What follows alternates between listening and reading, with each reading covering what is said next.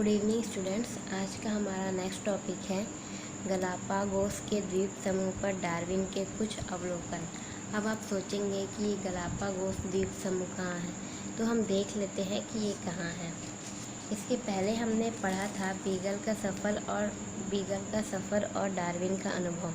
तो यहाँ पर हम देख सकते हैं कि डार्विन ने अपनी यात्रा शुरू की थी प्रशांत महासागर से ऑस्ट्रेलिया, फिर हिंद महासागर से होते हुए अफ्रीका से फिर वो गया दक्षिण अमेरिका से फिर वो गया यूरोप से फिर वो गया दक्षिण अमेरिका, फिर यहाँ से होते हुए वो गया इक्वाडोर। ये जो इक्वाडोर है वो एक दक्षिण अमेरिका द्वीप का एक देश है। फिर इक्वाडोर से वो गया गलापागोस द्वीप समूह। ये जो गलापागोस द्वीप समूह है ये द्वीपों का समूह है, टापुओं का समूह है, और ये जो टापू है वो ज्वालामुखी के लावा से बने हैं। तो यहाँ पर से हम देख सकते हैं कि दक्षिण अमेरिका का देश इक्वाडोर है। इस इक्वाडोर से फिर वो गया गलापागोस द्वीप समूह। तो अब हमें यहाँ पर देखना है कि गलापागोस द्वीप समूह में डार्विन ने क्या अध्ययन किया और उसे क्या निष्कर्ष प्राप्त हुआ। तो यहाँ पर हम देख सकते हैं गलापागोस के टापुओं के कैक्टस एवं अन्य पौधे, छिपकली, पक्षी, कछुए, वर्मी आदि का डार्विन ने अध्ययन किया। चूँकि कैक्टस, पौधे, छिपकली, पक्षी, कछुए के बारे में तो हम जानते हैं, बट ये वर्मी क्या है। जैसे ये छिपकली, कछुए जीव जंतु है, वैसे ही वर्मी भी जीव जंतु है। यहाँ पर जो आपको जो दिख रहा है चित्र में, यही वर्मी है। ठीक है। तो बीगल का सफ़र आगे तब बढ़ा जब उन्हें कई और प्रकार की भू आकृतियाँ, विविध प्रकार के जीव एवं उनके आवास के बारे में अध्ययन करने का मौका मिला। जो बीगल एक जहाज़ का नाम था। उस जहाज़ पर जो डार्विन था वो सफ़र कर रहा था, और वो डार्विन जब सफ़र करते करते गलापागोस द्वीप समूह पहुंचा, तो उस गलापागोस द्वीप समूह, जैसे कि यहाँ पर लिखा है, दक्षिण अमेरिका की इक्वेडोर नामक देश के पास स्थित है गलापागोस द्वीप समूह, जो कि टापुओं का समूह है। वहाँ पर डार्विन को व्यापक अध्ययन करने मिला, मतलब वहाँ पर डार्विन ने बहुत अधिक अध्ययन किया, बहुत सूक्ष्म तरीके से अध्ययन किया। तो उसने अध्ययन किया पौधों पर, जीव जंतुओं पर, कछुओं पर, छिपकली पर, इन सभी पर उसने अध्ययन किया, और जीवों में बहुत अलग अलग प्रकार के लक्षण देखे उसने बहुत अधिक विविध मात्रा में अध्ययन किया। फिर उन्होंने मुख्य रूप से यहाँ तथा बीगल के पूरे सफ़र के दौरान जीवों के रंग, आकार, भोजन, आवास आदि संबंधी तथ्यों तथा प्रमाणों को जुटाया। उसने पूरे सफ़र में, और जो गलापागोस है, उस गलापागोस में जब उसने अध्ययन किया तो उसने अध्ययन का आधार बनाया जीवों के रंग के आधार पर अध्ययन किया, क्योंकि सभी जीवों का रंग अलग अलग होता है। आकार, कुछ जीव छोटे आकार के होते हैं, कुछ बड़े आकार के, कुछ बहुत बड़े आकार के होते हैं। भोजन, कुछ जीव शाकाहारी होते हैं, कुछ मांसाहारी होते हैं, कुछ बीज खाते हैं, कुछ शाकाहारी मांसाहारी दोनों होते हैं। और आवास स्थान मतलब वो किस प्रकार के वातावरण, किस प्रकार के परिवेश में रहना पसंद करते हैं, किस प्रकार के परिवेश के लिए वो अनुकूलित है। तो इस प्रकार जीवों का अध्ययन उन्होंने जीवों के रंग, आकार, भोजन और आवास के आधार पर किया, और बहुत सारे प्रमाण जुटाए, और उनका सूक्ष्म अवलोकन किया, मतलब उनकी छोटी से छोटी बात का भी उन्होंने अवलोकन किया, उसे भी उन्होंने महत्व दिया, एवं तर्क के आधार पर कई बातों को समझने की कोशिश की, और तर्क के आधार पर कुछ बातों को उन्हें खुद समझने की कोशिश की। अब यहाँ पर चित्र क्रमांक 5 में आप देख सकते हैं गलापागोस पर कौन कौन से जीव हैं। जो पहला जीव दिख रहा है वो गोहेटर जैसा जीव है, जिसकी लंबाई है 60 से 100 सेंटीमीटर। दूसरा जो दिख रहा है वो हंस जैसा है। ये जीव दिख तो हंस जैसे रहा है, बट इसका नाम है बूबी नामक ये पक्षी है, जिसकी लंबाई होती है 70 से 90 सेंटीमीटर। कैक्टस तो सभी जानते हैं 600 से 700 सेंटीमीटर लंबा होता है। Next, Finch. हमारे देश में, भारत में जो गौरैया पाई जाती है उसी प्रजाति का यह पक्षी होता है फिंच, जिसकी लंबाई होती है 10 से 20 सेंटीमीटर। और कछुए की लंबाई भी हम जानते हैं 120 से 150 सेंटीमीटर। नेक्स्ट हमें ये देखना है कि गलापागोस में जब डार्विन ने अध्ययन किया, उन्होंने अवलोकन किया, तो उन्होंने क्या क्या प्रमाण प्राप्त किए, उन्हें क्या क्या तथ्य मिले। तो ये हम देखते हैं, विविधता, तथ्य और प्रमाण। गलापागोस में डार्विन को तथ्य के रूप में कई प्रकार के जीवाश्म मिले। यहाँ के वर्मी का जीवाश्म यह दर्शा रहा था कि पूर्व के वर्मी काफ़ी बड़े थे, जबकि उस समय डार्विन ने जिन वर्मियों का अध्ययन किया वे आकार में छोटे थे। जब गलापागोस में डार्विन ने अध्ययन किया तो वहाँ पर उनको कई प्रकार के जीवाश्म मिले। अब उनको जो जीवाश्म कई प्रकार के मिले, उनमें से एक था वर्मी का जीवाश्म। अब ये वर्मी का जो जीवाश्म मिला वो जीवाश्म बहुत बड़े आकार का था। जैसे कि यहाँ पर ये वर्मी दिखाया है, इस वर्मी की लंबाई लगभग 10 फुट है। तो इस प्रकार के बड़े आकार के वर्मी का उन्हें क्या मिला, जीवाश्म मिला। जब उन्हें वर्मी का जीवाश्म मिला, उस जीवाश्म की लंबाई बहुत बड़ी थी और उन्होंने जब बीगल का सफ़र शुरू किया था, जब उन्होंने जीवों का अध्ययन शुरू किया तो जिन वर्मियों के बारे में उन्होंने अध्ययन किया था वो वर्मी छोटे आकार के थे। मतलब डार्विन के समय में वर्मी इस आकार के पाए जाते थे, लेकिन डार्विन को जो जीवाश्म मिला था वर्मी का वो इस आकार का था। दोनों के आकार में बहुत भिन्नता है, क्योंकि इनका आकार बहुत छोटा है, इनका आकार बहुत बड़ा है। तो उनके मन में एक बात आई कि समय के साथ वर्मियों में बदलाव आया है। समय के साथ बदलाव है। पहले के समय में वर्मियों का आकार बहुत बड़ा होता था, अब के समय में वर्मियों का आकार बहुत छोटा होता है। डार्विन ने कई अन्य जीवों के जीवाश्म जैसे घोंघे, सरीसृप, स्तनधारियों के अध्ययन से बताया कि जीवाश्म पूर्व तथा वर्तमान में पाए जाने वाले जीवों के आपसी संबंध के साथ साथ वर्तमान में पाए जाने वाले जीवों के आपसी संबंध दर्शाने वाली महत्वपूर्ण कड़ी है। जीवाश्म डार्विन को जब बहुत सारे जीवाश्म मिले, केवल वर्मी का ही नहीं, उन्हें घोंघे का, सरीसृप एवं स्तनधारियों का भी जीवाश्म मिला और उन्होंने जब अध्ययन किया तो ये पता लगाया, जैसे हम इस वर्मी, ये पुराने ज़माने का वर्मी था पहले जिसका हमने जीवाश्म मिला था, और उस समय डार्विन के समय ये वर्मी पाए जाने थे। दोनों के बीच में क्या संबंध है, दोनों के बीच क्या क्या संबंध हो सकते हैं दोनों के बीच, क्योंकि दोनों तो एक ही प्रजाति के हैं।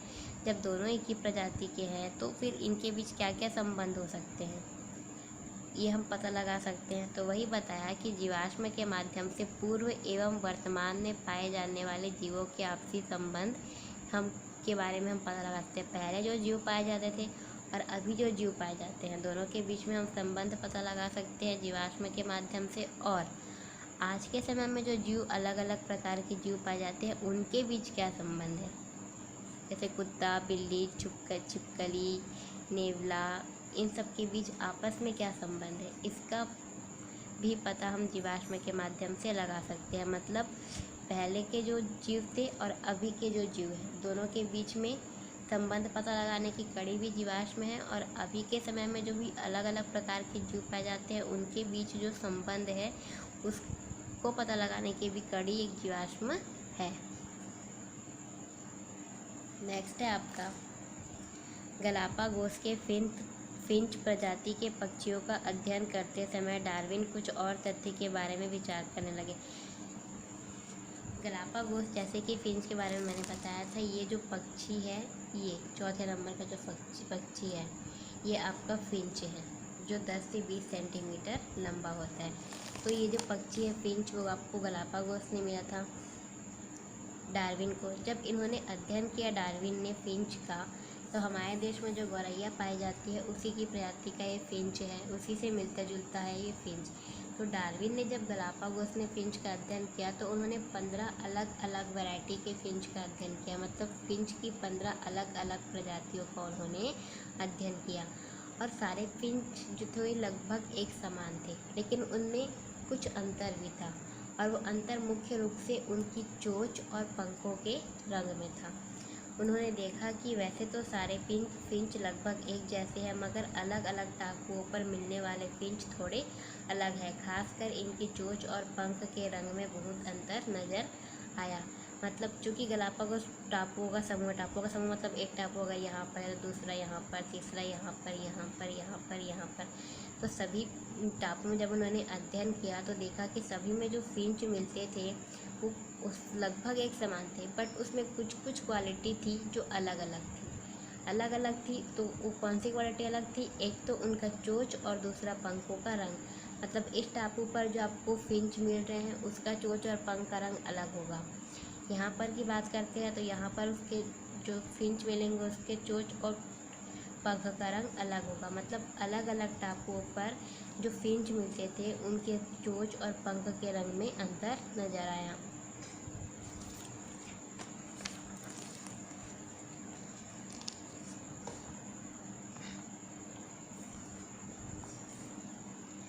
डार्विन ने सभी फिंचों की चोंच को नापा तो आश्चर्यचकित हुए कि उनकी चोंच में इतनी विविधता कैसे है। अब डार्विन ने सभी की चोंच की लंबाई नापी तो उन्होंने पाया कि सभी की चोंच की लंबाई अलग अलग है। तो उन्हीं के मन में एक सवाल आया कि जब सभी की प्रजाति एक है तो सभी की लंबाई इतनी अलग अलग कैसे हो सकती है। तो उन्होंने देखा कि अलग अलग चोंच वाले फिंच का भोजन भी अलग अलग था। कुछ बीज खाते थे तो कुछ फल, तो कोई कीड़े खाता था तो कोई फूल का रस चूसते थे। यहाँ पर हम देख सकते हैं अलग अलग फिंच के बारे में। ये जो फिंच है वो कीड़े खाने वाले हैं, ये फिंच कैक्टस के फल और फूल खाने वाले हैं, ये फिंच कलियों को खाने वाले फिंच है, और ये जो फिंच है वो बीज खाने वाले फिंच है। मतलब फिंच की देखिए चोंच अलग अलग है तो अलग अलग चोंच के अनुसार इनका भोजन भी अलग अलग है।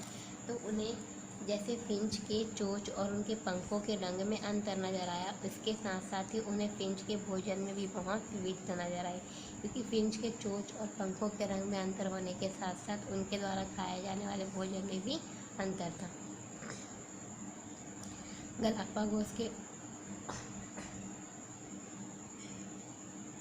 गलापागोस के टापुओं में किसी टापू पर कीड़े थे तो कहीं ऐसे पौधे जिनके बीज कठोर आवरण वाले थे, तो कहीं नरम फल वाले पौधे भी थे।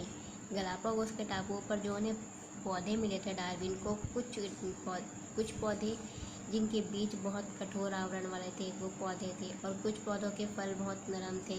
कुछ टापू ऐसे मिले जहाँ पर कीड़े थे। मतलब जैसे फिंच की चोंच में भिन्नता है, हर टापू पर जो फिंच मिलते हैं उनकी चोंच में जैसे जैसे अंतर है, उतनी ही अंतर उनके द्वारा ग्रहण किए जाने वाले खाद्य सामग्रियों में भी थी। अर्थात कार्य के अनुसार चोंच में विविधताएं दिखाई देती है।